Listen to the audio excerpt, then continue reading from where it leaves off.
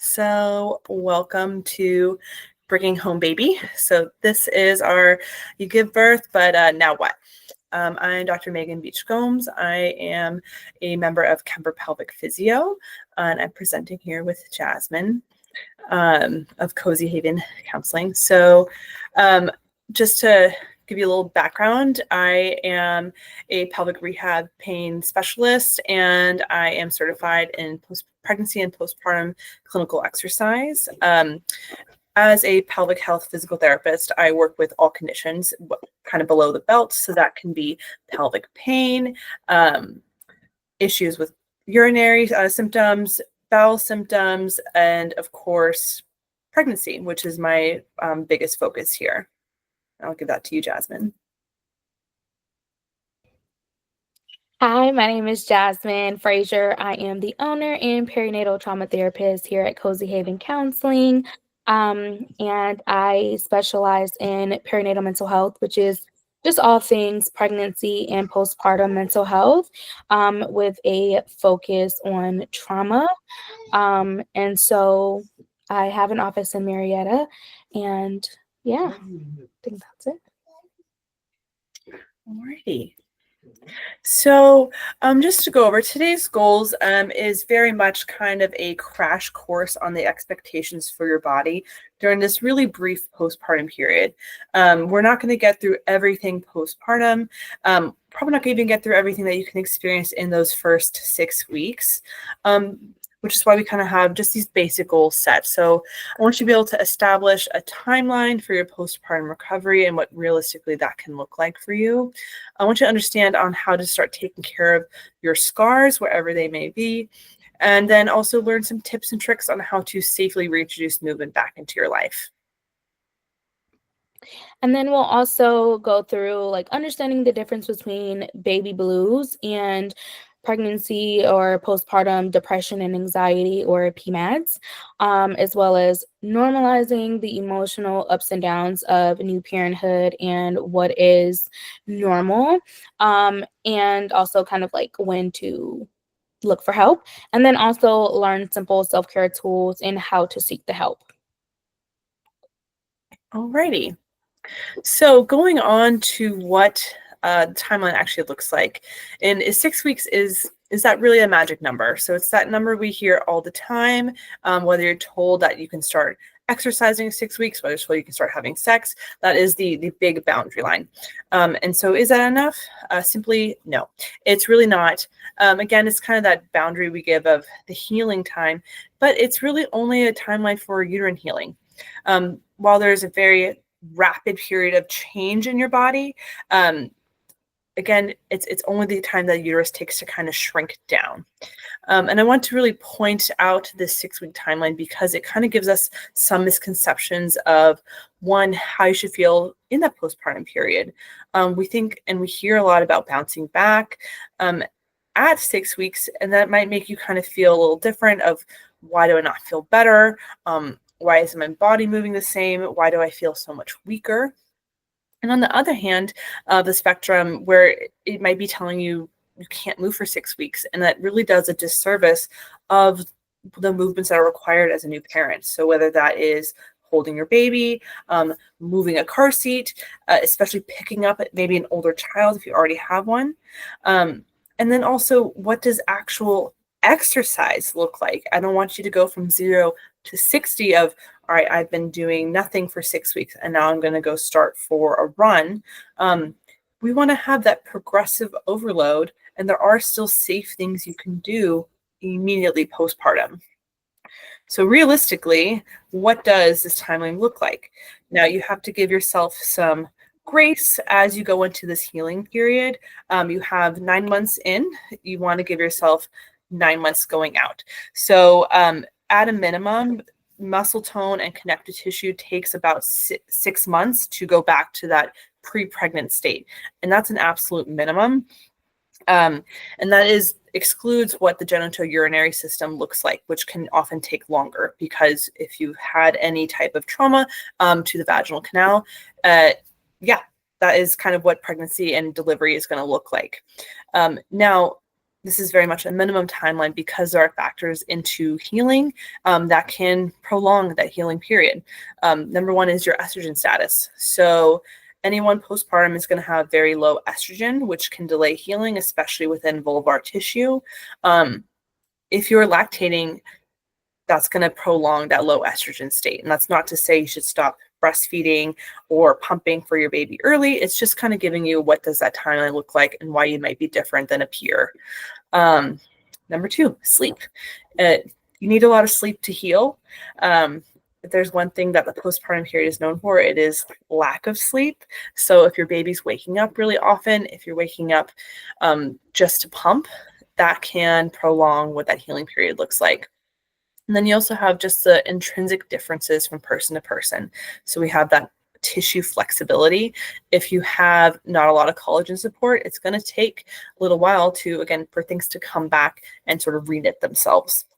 And lastly, the route of delivery. So someone who has a vaginal birth is going to take longer for that vaginal vault to heal versus someone who had a C-section.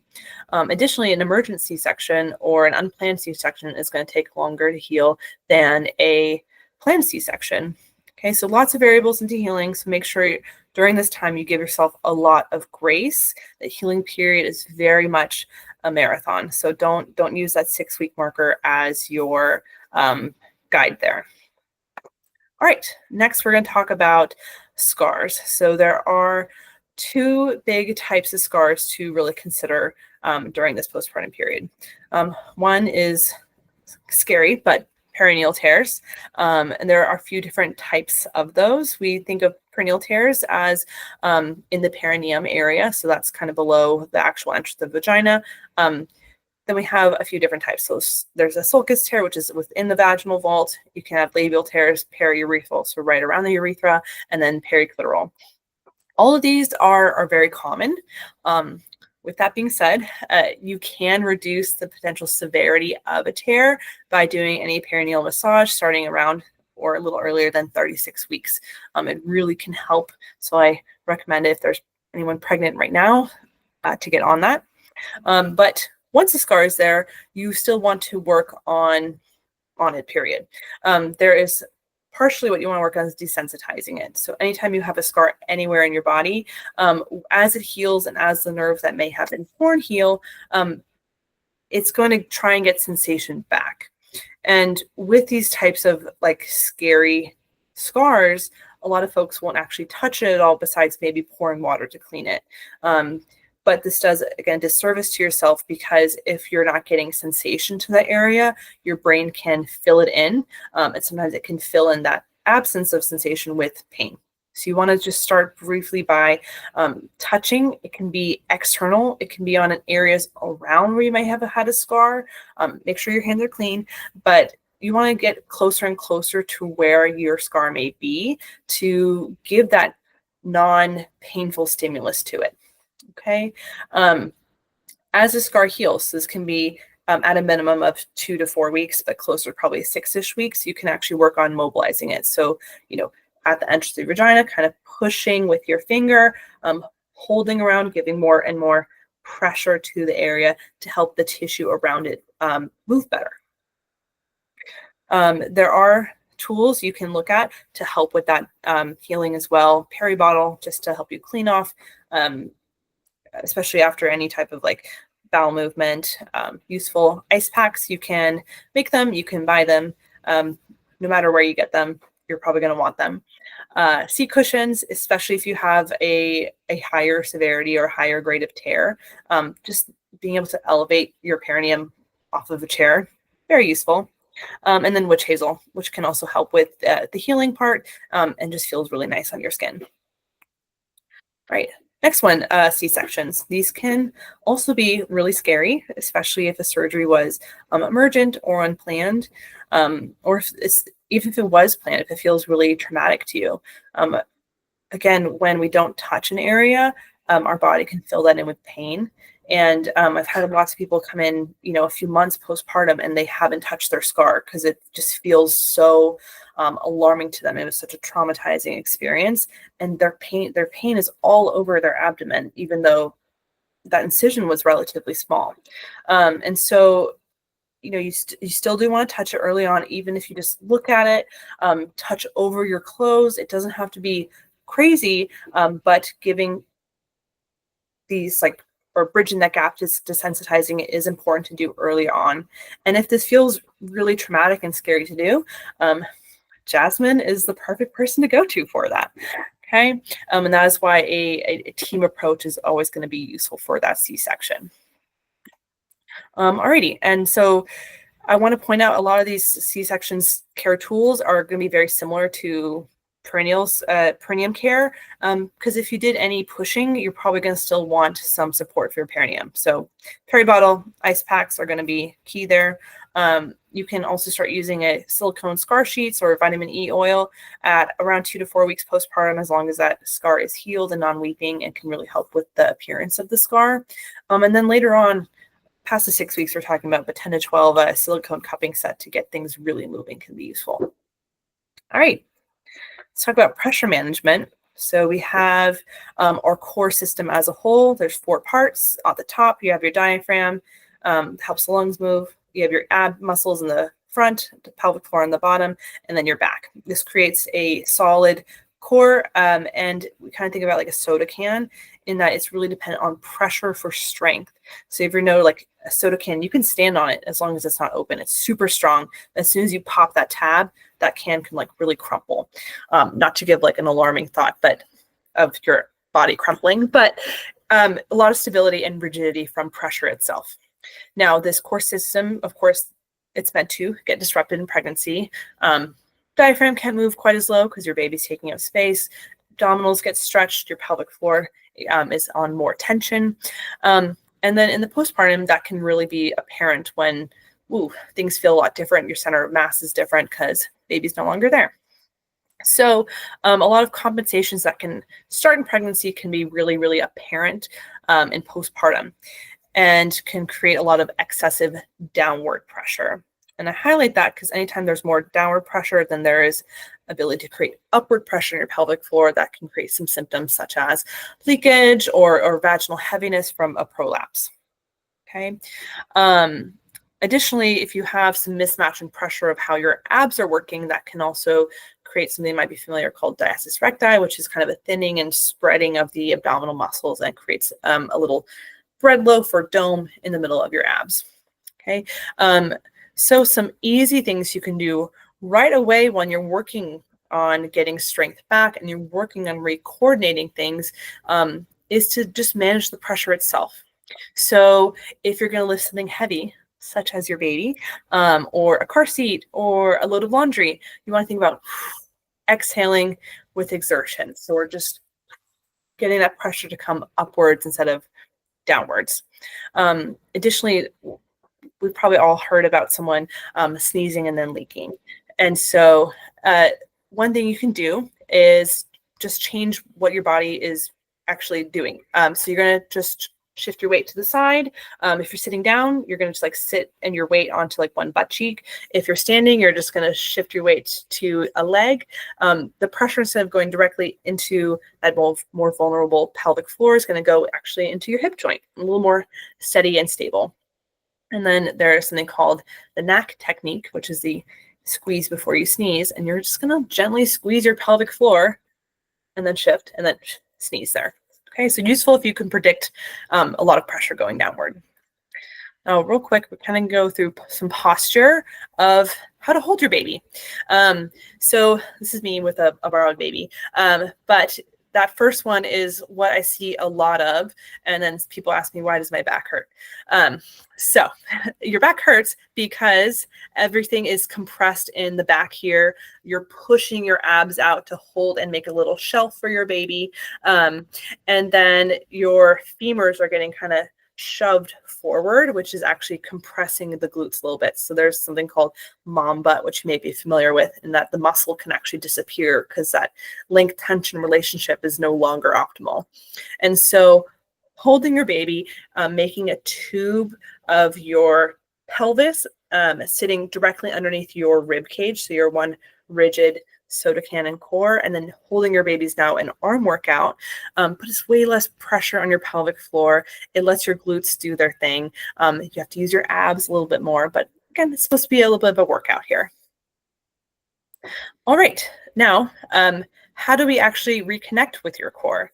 So here is a series of some movements that are very safe and easy to start doing within those first few weeks. Okay, so the first image I have is diaphragmatic breathing.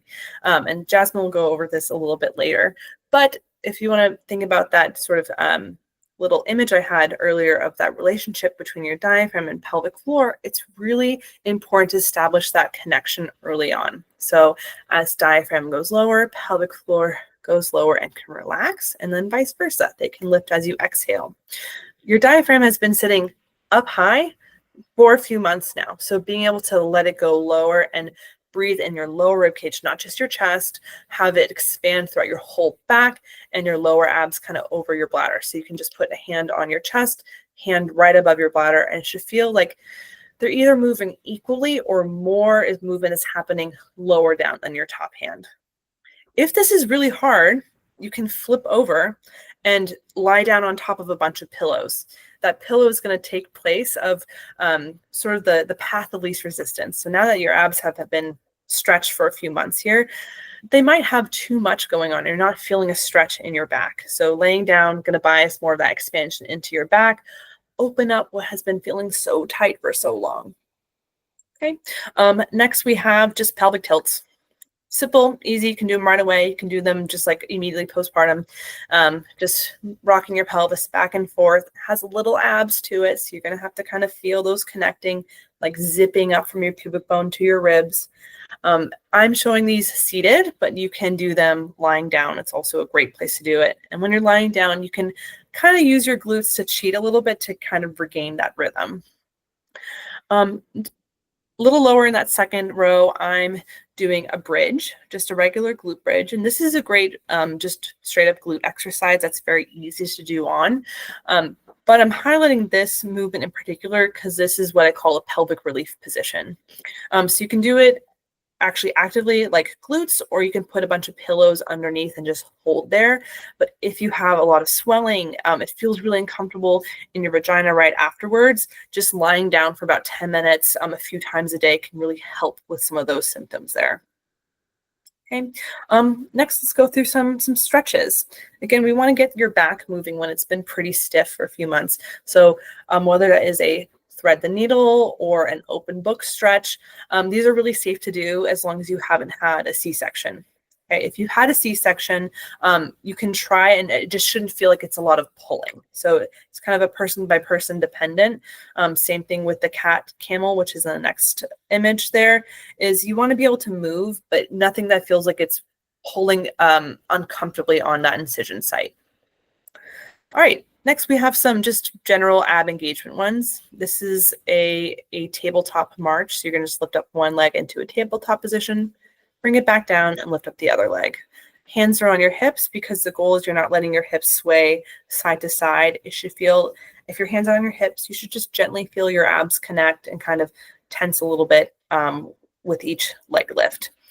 If this is hard, remember that exhale with exertion. You can exhale, get a little more engagement in your abs. If you're not really feeling this, you can't really feel what the abs are doing, a countertop plank is a great thing to do. So it's not as difficult as a regular plank. You're just elevating yourself up. One line between head, shoulders, knees, toes, and just fill in a plank. You can add some arm reaches for that. If that feels a little bit too easy, you can also lower the surface. So instead of a countertop, maybe do them on a couch, and just holding for nothing more than really 30 seconds to start off with. And then lastly, some form of a hip hinge. So a glute bridge is a great hip hinge, hinging just at your hips so you can get your hips moving independently of your back are great exercises to start off with. Okay. And as I transition to Jasmine here, I want you to just kind of set those realistic expectations for immediately postpartum and just really remember that you deserve a lot of attention too. It can sometimes feel like after you give birth, all eyes are going to be on your baby and it's just kind of like, you're out on your own and you're taking care and you're just all your main job is to keep baby alive, and that is your main job. But you can still be a really good parent and prioritize your own health. It's not bad for wanting to take care of yourself. And postpartum is really hard, and you have a lot of unexpected sensations and hurdles to go through. And you want to give your best self so you can help your baby. All right, so I'm going to give the reins over to Jasmine here. So before we dive into like the mental health portion, I just want to take a moment and just let us ground ourselves. So this can be such a simple and quick exercise that can kind of help calm your nervous system and just bring you back to the present anytime pregnancy or postpartum feels very overwhelming.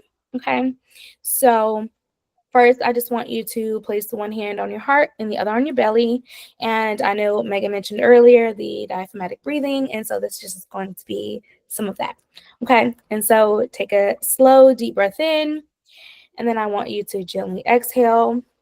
And if it feels comfortable for you to close your eyes while you do this, you can. But I want you to quietly notice 5 things that you can see. Okay, and then 4 things that you can feel. And so it can be clothing or your feet on the ground, how your body feels in your clothing, things like that. Okay, 3 things that you can hear. Okay, 2 things you can smell. And then 1 thing you can taste, or simply just notice the taste in your mouth. Okay, then I want you to take a deep, gentle breath and slowly exhale. Okay, you are here, you're safe, you're enough. Okay, so this is something that you can do pretty quickly, something that I really love to kind of go back to. Okay, so why postpartum can be so hard? So a lot of times we think that like postpartum is just adjusting to a new baby, but it's so much more than that. It's complete chaos of like your nervous system, hormones, your identity, relationships, and often even unspoken wounds or trauma, right? And so we have like hormonal crash, right? So after birth, your estrogen and progesterone levels plummet, right? And so this can cause hormones to just crash, right? And so that can affect your mood, your energy, your appetite, and it usually peaks within like 3 and 5 days postpartum. And then, of course, sleep deprivation. Your body is working on usually a few hours of sleep, right? And so that impacts emotional regulation, memory, and even your tolerance for stress. And then you have the body changes. And as Megan kind of talked about earlier, one of those things is just the ability to like move and take care of your baby and take care of other household things, as well as just kind of feeling sore or swollen or even unfamiliar in your own skin. And then you also have like emotional overload. Sometimes you can feel deep love, but then sometimes you might also feel grief or joy and fear. And so you're not doing anything wrong if you feel overwhelmed by the contrast, right? And then you'll also have mental health history or trauma. A lot of times, these things can surface or resurface after you've just given birth, right? And then you also have your new roles and loss of control. So you might miss old routines or independence, and then even feel like you've just lost the version of yourself that you once knew. And then last, as Megan also mentioned, birth trauma. If this is something that you have experienced, a lot of times it will show up in postpartum, not only mentally, but you'll also deal with like the physical things of that birth trauma. Okay. So postpartum isn't just a physical recovery, it's also something that's emotional, relational, and spiritual. And so that's why your mental health is so vital during this time. So, some common experiences in the first 6 weeks are intense hormonal shifts, crying, and you may not even know why you're crying, feeling over stimulated, especially from like noise or being touched, even feelings of like frustration with your partner. feeling off or like disconnected from yourself. And then confusion over like how you should be feeling. Sometimes we don't speak about these things because it's not told to us or we don't truly understand, and a lot of misconceptions. And so I want you to know that like it's okay to not be okay. You can still love your baby and still feel grief or fear or numbness, and there's just no wrong way that you should feel in postpartum. Okay, so I want to get into baby blues versus PMADs. And so we refer to those as perinatal mood and anxiety disorders. So I just want to start with a few statistics. So PMADs affect 1 in 5 birthing people, and they can happen anytime within your first year postpartum. And then they feel a lot more intense, they last longer, and disrupt functioning. And so then you have baby blues. Um, so they begin within like 3 to 5 days postpartum, and they're usually caused by hormone withdrawal and exhaustion. They happen to about 80% of new parents, and some of the symptoms can be, feeling very tearful or irritable, mood swings, worry. But with baby blues, they usually resolve within 2 weeks. So if it's lasting longer than that, then it's something to possibly seek help for. Okay.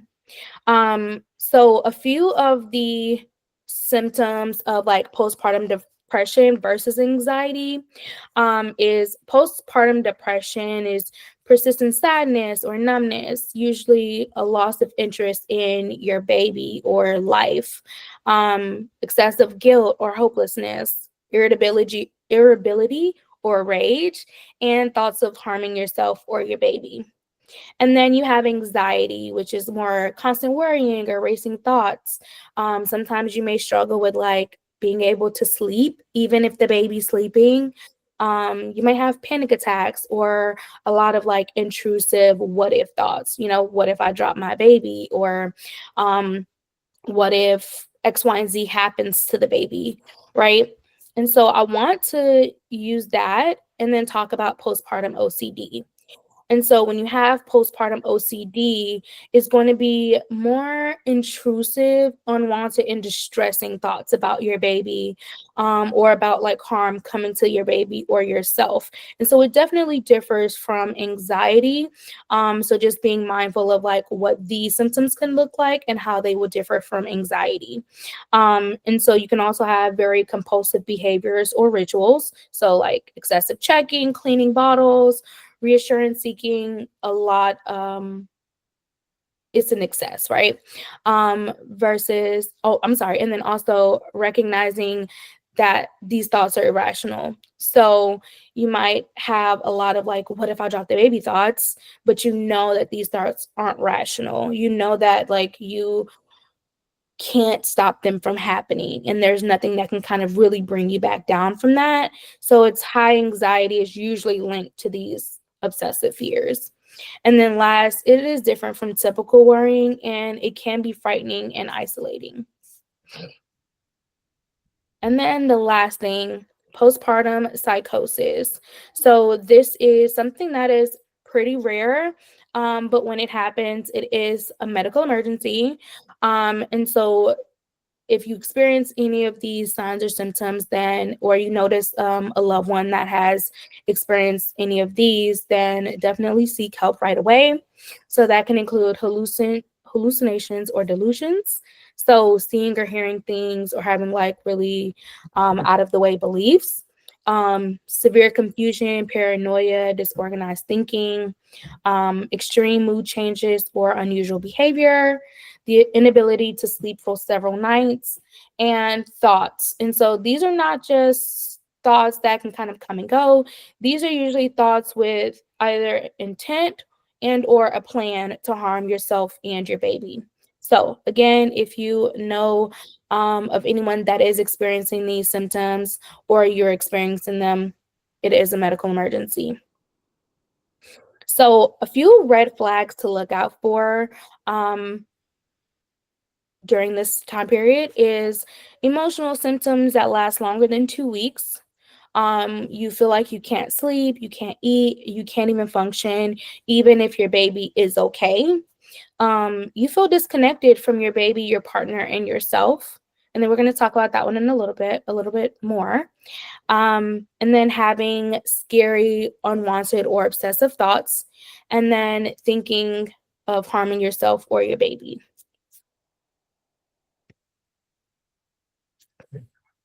Next, I want to talk about identity shift in motherhood and unrealistic expectations. So, as we know, motherhood is its own like other world, and so you experience an identity shift. And so a lot of times you can experience maybe you're mourning your independence or spontaneity or old routines or just life with just maybe you and your partner. You're feeling unsure of who you are outside of being a mom. Missing your old self. Even if you love your baby, it's okay to miss yourself. um, and then struggling to connect with new parts of your identity, and then also experiencing grief and growth at the same time. So with identity shift, it's pretty common for a lot of moms. You hear like, I'm a mom, but I don't know who I am outside of being a mom.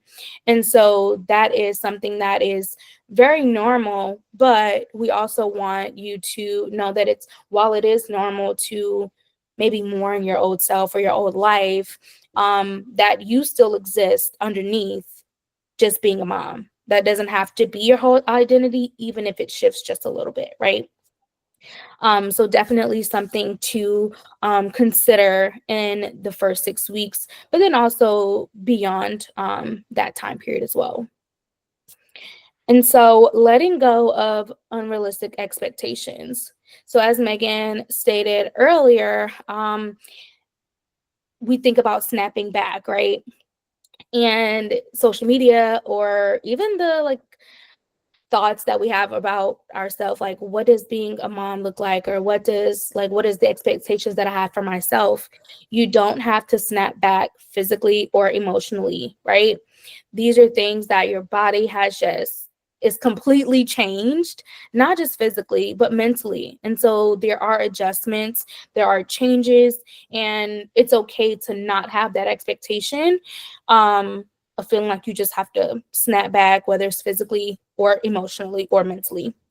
And then you might not feel instantly connected or like bonded to your baby. People say that all the time. I did not instantly bond with my child. I didn't feel that immediate connection, and that is okay. Social media or people, family, friends have made us probably feel like we have to instantly connect or bond, and that is not true. And it doesn't always happen to everyone. While we might love or want that to happen, it does not always, and that's okay. It's not okay to enjoy every moment. You're not going to. Okay. Just to be honest, you're not going to. Some days you're going to be like, oh man, I'm just trying to get through the day as long as we're alive and we're fed at the end of the day. Sometimes that's what you do, right? And so it's okay to not enjoy every single moment of being a mother. um Good moms cry, they ask for help, and they take breaks. Again, we hear these things from people or society. Um, and all of those are true. Good moms absolutely do cry. They absolutely get frustrated. It is okay to ask for help, even if we struggle to do that. And then it's okay to take breaks. It's okay to take a step back, give the baby to someone else while you go outside. You kind of get a few moments of self care. You go out to the mall, you do anything, right? It's okay to take those breaks and feel comfortable in doing that, even when you might struggle with it. um, and then last, just realizing that perfection isn't the goal, right? We all want to probably be like a perfect parent, and that doesn't exist, right? But the goal is being present, being compassionate, showing up for your child, and being there in that moment, just kind of enjoying it versus being a perfect parent. Okay. And then we'll have a creating like a postpartum plan and seeking help. What does that look like? So we create like a birth plan and all the things that we know we would want. But what do we do when like after? What happens after? What do we do? Right? Have we thought about these things? So, three things in creating a postpartum plan that you want to consider is who is checking in on you, not just the baby, right? Who do you have that'll call you, that'll text you and ask how you're doing, right? When you need some extra support, who is that person that you can go to if you feel very overwhelmed? But then also, what do you need daily to help you feel grounded? Do you need someone to bring you some food? Do you need just 10 minutes of silence? Do you need someone to come in and help you with the baby while you rest? What is it that you need? And so these are questions to ask yourself.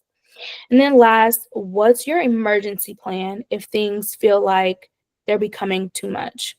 Do you have access or resources to crisis lines or therapist or a trusted friend?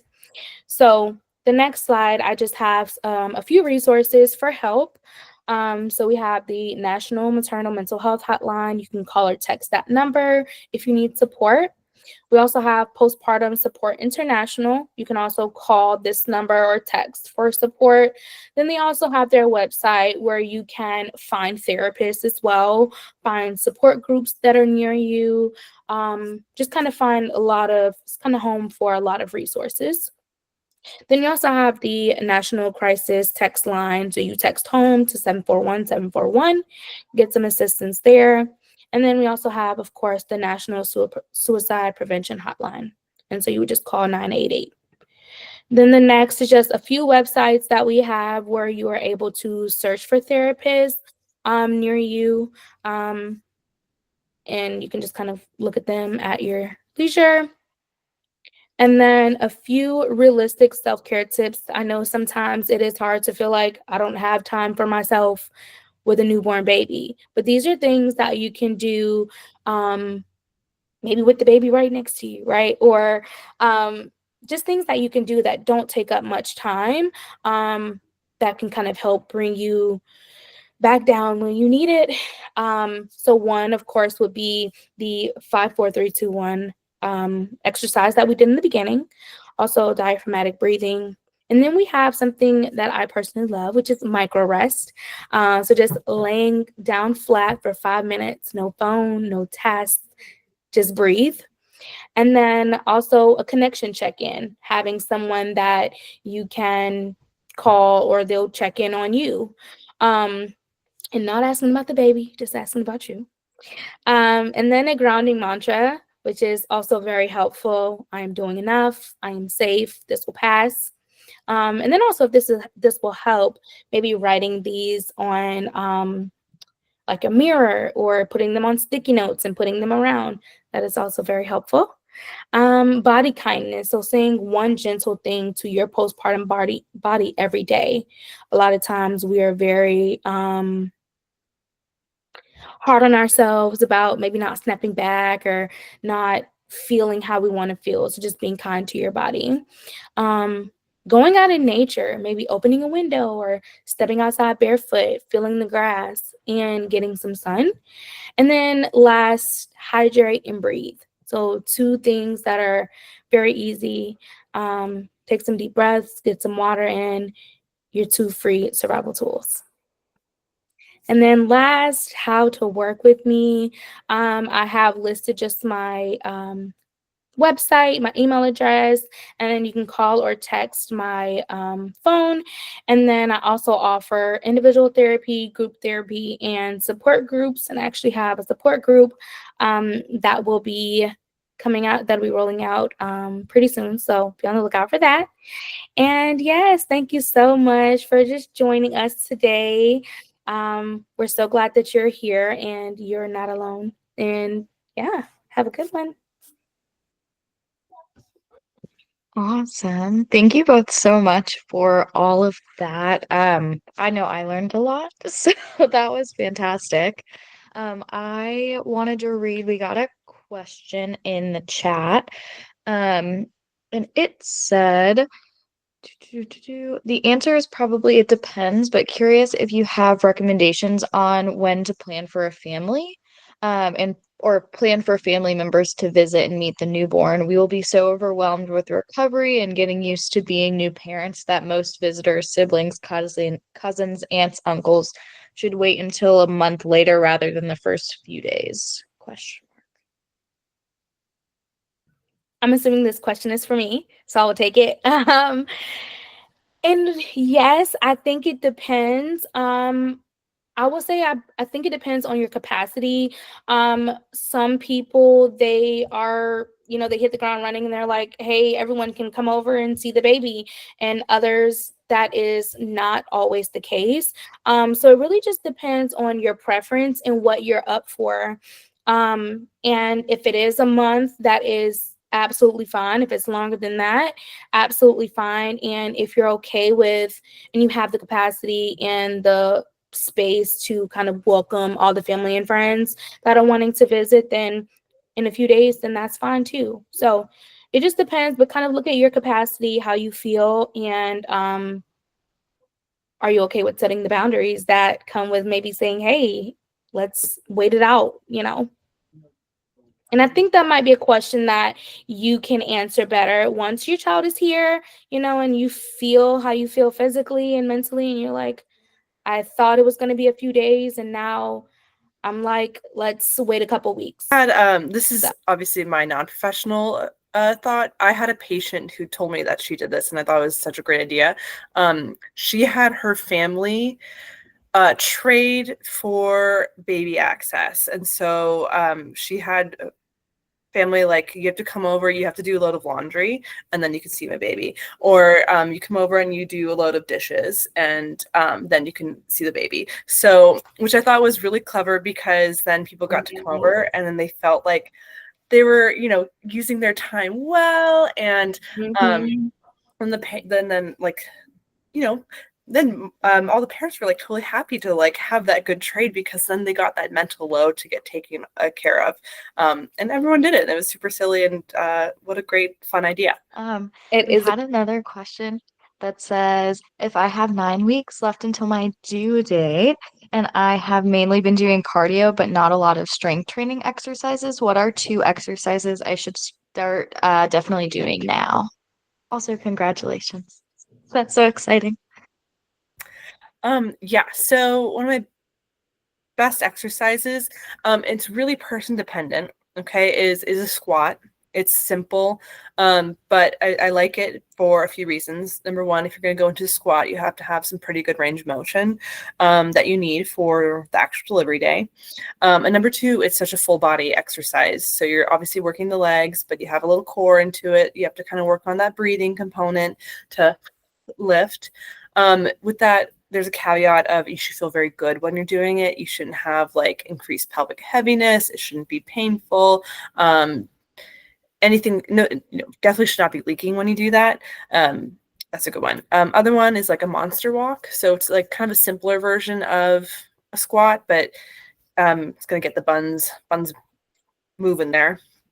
And then like a countertop plank. So it was one of my earlier ones to do early postpartum, but it's a great one to do now. Just a lot of ab exercises are really difficult the more pregnant you are, but you still want to have those abs firing and connecting. So make sure you can like hug your baby with your abs, because if you can kind of maintain that throughout the pregnancy, it makes it easier in the postpartum period.